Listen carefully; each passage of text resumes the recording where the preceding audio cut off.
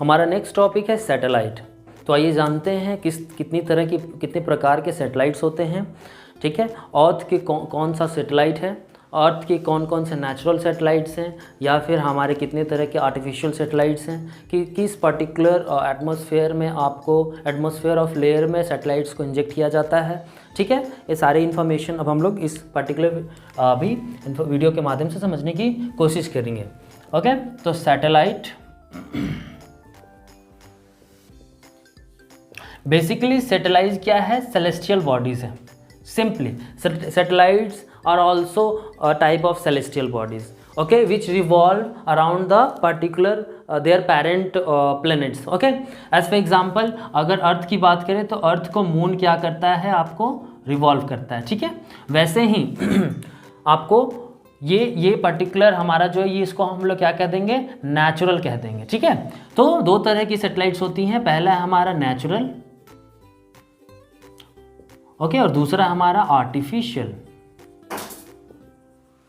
अगर हम नेचुरल की बात करें, ठीक है, तो नेचुरल सैटेलाइट में वो सैटेलाइट जो नेचुरली क्या करती हैं, किसी भी प्लैनेट को रिवॉल्व करती हैं। ठीक है, बिल्कुल वैसे ही जैसे अर्थ कर रहा, अर्थ को मून कर रहा है।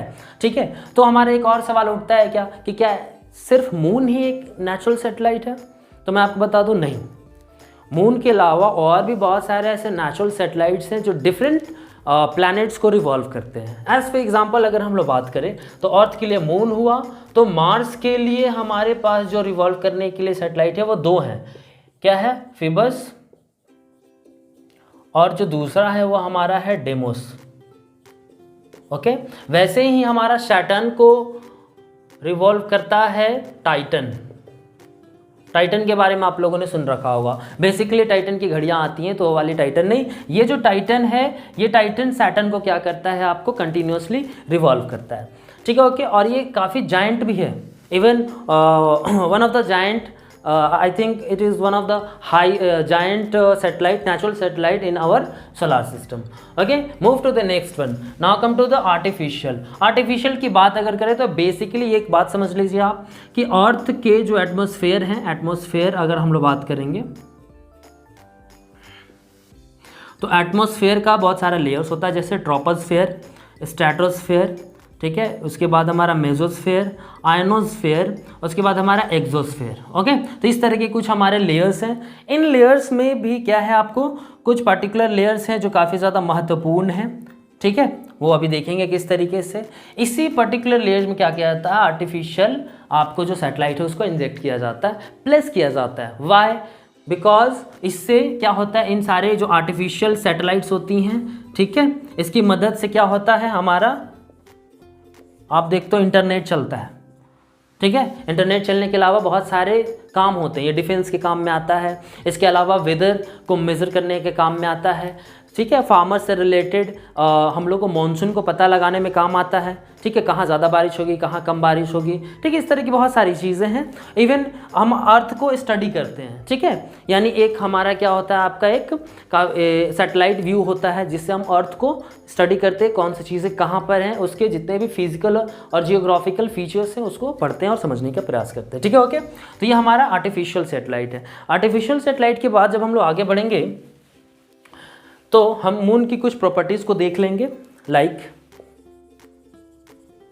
पहला जो हमारा यहाँ पर प्रॉपर्टी आएगा वो यह कि फर्स्ट ऑफ ऑल ये स्टडी ऑफ मून सेलेनोलॉजी,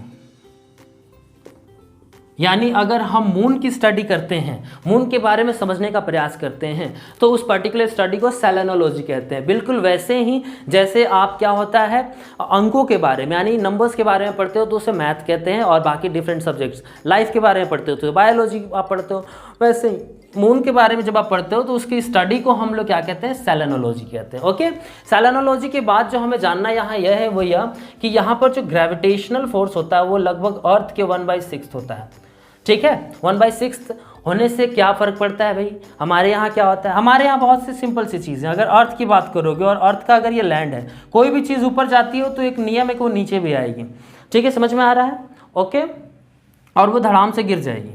पर हम अगर मून की बात करें तो मून में होता क्या है ना कि मून में जो चीज़ें क्या होती हैं, एक बार टकराती हैं, थोड़ी दूर तक ऊपर रहती हैं, थोड़ी समय तक। फिर वो नीचे आती हैं और कुछ दूर तक ट्रैवल भी कर लेती हैं, यानी डिस्टेंस भी ये कवर कर लेती हैं। ठीक है, क्लियर है। और फिर उसके बाद आराम से नीचे आएंगे, फिर वो टकराएंगे तो फिर ऊपर जाएंगे, फिर वो टकराएंगे तो फिर ऊपर जाएंगे, इस तरीके से होता रहता है। पर ठीक है, पर ये जो स्पीड है गिरने का वो क्या है, आपको काफ़ी स्लो है। समझ में आ रहा है? वेल, ये ग्रेविटेशनल फोर्सेस के कॉन्सेप्ट्स हैं, ये आपको हमारे फिजिक्स के टीचर आपको अच्छे से समझा देंगे। ठीक है, आगे बढ़ते हैं।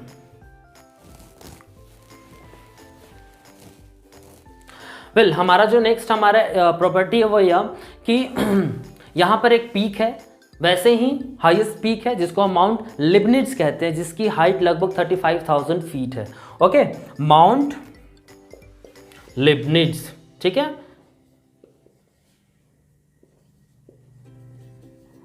ठीक है, इसकी हाईएस्ट पीक कितनी है, 35,000। ठीक है, समझ में आ रहा है, फीट। वैसे ही बिल्कुल धरती पर आपको माउंट एवरेस्ट है। ठीक है, ओके, जिसकी हाइट आपको अराउंड 848 है। Now move to the next one. ठीक है, एक और कॉन्सेप्ट जो मैं आपको मून से रिलेटेड है और वो समझाना चाहता हूँ यह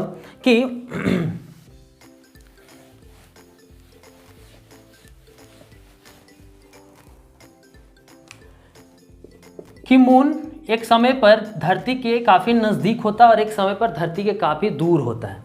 ठीक है, बिल्कुल। अगर मैं इस तरीके से बात करूं, ठीक है, चूंकि एलिप्टिकल क्या होता है, ऑर्बिट होता है, इस तरह के ऑर्बिट को एलिप्टिकल ऑर्बिट कहते हैं। ठीक है, मून अगर क्या है, आपको इस तरीके से रिवॉल्व कर रहा है, बिल्कुल वैसे ही जैसे अर्थ क्या करता है, आपको सन का रिवोल्यूशन करता है। ठीक है, तो मून क्या करता है, एक समय पर धरती के क्या होता है, हमारा नज़दीक होता है। ठीक है, यानी नियर होता है, और एक समय होता है जब वो क्या होता है, फार होता है, यानी वो दूर होता है। ठीक है, क्लियर है। अभी आपको समझना क्या है, जब वो नियर होता है मून हमारे धरती के, यानी वो जब नियर होता है, तो जब नियर होता है तो उस पर्टिकुलर कॉन्सेप्ट को हम लोग क्या कहते हैं, पेरिजी कहते हैं।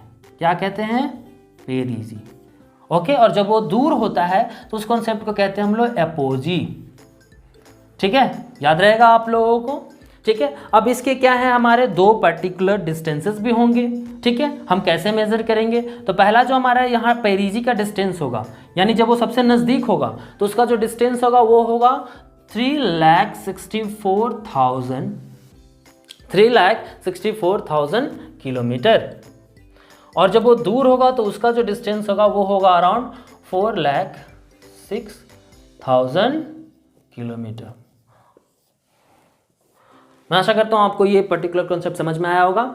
ठीक है, एलिप्टिकल ऑर्बिट होने की वजह से मून एक समय पर धरती के काफ़ी नज़दीक होता है, एक समय काफ़ी दूर होता है। जब वो नज़दीक होता है तो उस पर्टिकुलर कॉन्सेप्ट को हम पेरिजी कहते हैं, जिसमें धरती और मून के बीच में जो डिस्टेंस होता है वो सबसे कम होता है इस वक्त। Okay, like around 3,64,000। ओके, और क्या होता है, जब वो दूर होता है तो उसको एपोजी कहते हैं, और ये डिस्टेंस अराउंड 4,06,000 किलोमीटर है। Okay, now move to the next one. हमारा जो नेक्स्ट टॉपिक है इसी से रिलेटेड है, यह क्या कि एवरेज डिस्टेंस कितना होता है। ये तो हमने मान लिया ना कि ये सबसे नज़दीक है और ये सबसे दूर है, तो एक समय भी होगा जब क्या होगा, एक एवरेज डिस्टेंस होगा, इसका कोई पर्टिकुलर एवरेज डिस्टेंस होना चाहिए ना जी। ओके, तो एवरेज जो डिस्टेंस है हमारा यहाँ पर वो है 3,84,400 किलोमीटर। और मैं आपको बता दूं ये काफ़ी इंपॉर्टेंट है, क्योंकि एवरेज डिस्टेंस काफ़ी ज़्यादा पूछे जाते हैं एग्जाम में। ठीक है, तो इस पर्टिकुलर आपको डिस्टेंस है जो इसको आपको लेंथ को याद कर लेना है। इसके बाद हमारा जो एक लास्ट टॉपिक आता है इस पूरे चैप्टर में वो है अदर सेलेस्टियल बॉडीज़। ठीक है, इससे रिलेटेड अभी तक आपको अगर कोई भी डाउट्स अगर आ रहे होंगे तो इसको आपको क्या करना है, बेसिकली कमेंट सेक्शन में पूछना है। ठीक है, ओके।